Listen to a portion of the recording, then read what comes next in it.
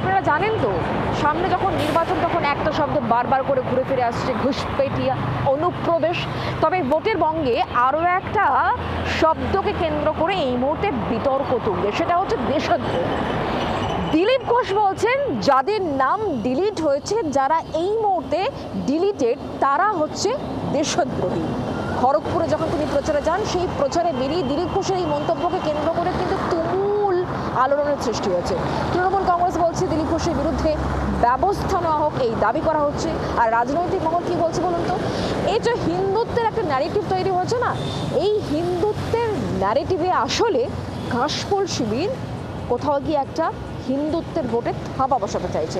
এটাই তাদের রাজনৈতিক কৌশল। আসুন দেখায়। এই যে দেশদ্রোহী দেশ বিরোধীদের বিদায় হয়েছে, এর জন্য ভারতবর্ষে সারা দেশে যে পরিবর্তনের ঢেউ, উন্নয়নের ঢেউ, সেটা এবারে পশ্চিমবাংলায় লাগবে। ফের বেফাঁস মন্তব্য দিলীপ ঘোষের। খড়গপুরে এসআইআরে বাদ পড়া ভোটারদের দেশদ্রোহী বলে আক্রমণ করে নতুন করে বিতর্কে জড়ালেন দিলীপ। বৃহস্পতিবার রাতে খড়গপুর শহরের তালিবাগিচা এলাকায় প্রচারে গিয়ে খড়গপুর সদরের বিজেপি প্রার্থী দিলীপ ঘোষ মন্তব্য করেন, যত জল ছিল সব নিংড়ে দিয়েছে নির্বাচন কমিশন। দেশদ্রোহী দেশ বিরোধীদের বিদায় হয়েছে। যত জল ছিল নিংড়ে দিয়েছে নির্বাচন কমিশন। 90 লাখ গেছে, আরো 10, 12, 15 লাখ যাবে। এই ভুয়ো ভোটারের জোরে 3 বার মুখ্যমন্ত্রী হয়েছেন মমতা ব্যানার্জি, এবং 34 বছর সিপিএম ছিল। এই যে দেশদ্রোহী দেশ বিরোধীদের বিদায় হয়েছে, এর জন্য ভারতবর্ষে সারা দেশে যে পরিবর্তনের ঢেউ, উন্নয়নের ঢেউ, সেটা এবারে পশ্চিমবাংলায় লাগবে। দিলীপের মন্তব্য ঘিরে রাজনৈতিক মহলে শোরগোল। দিলীপ ঘোষকে কড়া ভাষায় পাল্টা আক্রমণ করেছে তৃণমূল।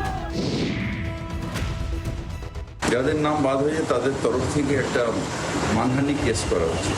তারা যখন ভোটার হবে, দিলীপ ঘোষের অধিকার নেই তাদের কাছে ভোট চাওয়া। দেশদ্রোহী তোমার বলার অধিকার কে দিল? তুমি ও দেশদ্রোহী নও, এটা প্রমাণ কি করে হবে? তুমি একটা ধর্ম নিয়ে জন্মেছো, বিজেপি করো বলে তুমি দেশপ্রেমী, আর আমরা সবাই দেশদ্রোহী, এটা নয়। যাদের বাবা ব্যানার্জি, বন্দ্যোপাধ্যায় ছেলে কেন ব্যানার্জি, কোন মহিলার বিয়ের পর কেন পদবি পরিবর্তন হয়েছে, ঠিকানা পরিবর্তন হয়েছে, মোহাম্মদ ইসমাইল এমডির পরে একটা ডট আছে না নেই, এইসব কারণে যাদের নাম্বার দেওয়া হয়েছে, আপনি তাদের দেশদ্রোহী বলছেন? দেশদ্রোহী তো আপনার দল বিজেপি। ভোটার তালিকায় বাদ পড়াদের মধ্যে কতজন হিন্দু, কতজন মুসলিম, তা নিয়ে নতুন বিতর্ক দানা বেঁধেছে। জোড়াফুল শিবিরের প্রশ্ন, হিন্দু হোক বা মুসলিম, ভোটার তালিকায় বাদ পড়লেই কেন দেশদ্রোহী তকমা? ভোটের একেবারে মুখে দিলীপ ঘোষের মন্তব্যকে হাতিয়ার করতে তৎপর রাজ্যের শাসক দল। ব্যুরো রিপোর্ট, জি 24 ঘন্টা। বাংলার আওয়াজ, বাঙালির আবেগ, জি 24 ঘন্টা।